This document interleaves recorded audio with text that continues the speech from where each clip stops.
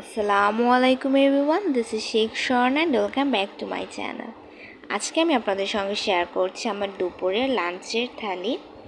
তো আজকে নিয়েছি হচ্ছে একদম গরম সাদা ভাত, আর এখানে নিয়েছি হচ্ছে ইলিশ মাছের ঝোল, আর সাথে নিয়েছি 2-3 টুকরো লেবু। লেবু ছাড়াই কিন্তু মাছের ঝোল একদমই জমে না। যখনই মাছের ঝোল খাওয়া হয় সঙ্গে আমার একটু লেবু একদমই দরকার হয়। তো এবার হচ্ছে খেয়ে রিভিউ দিব। এই হচ্ছে ঝোল দিয়ে ভাত মাখিয়ে নিচ্ছি। আর আমাদের বাড়িতে এইভাবে শুধু পেঁয়াজ, কাঁচামরিচ, হলুদ, লবণ দিয়ে ইলিশ মাছটিকে খুব মজা করে জাল করে রান্না করা হয়। এভাবে সবাই অনেক পছন্দ করে। মাছটা একদম ফ্রেশ,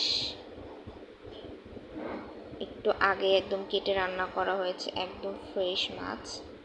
আর এই হচ্ছে ডিম। তো আলহামদুলিল্লাহ, এটাই ছিল আমার দুপুরের খাওয়া দাওয়ার রিভিউ।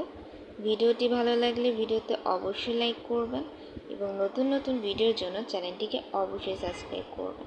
আজকের মতো বিদায় নিচ্ছি। সবাই ভালো থাকুন, সুস্থ থাকুন। আল্লাহ হাফেজ।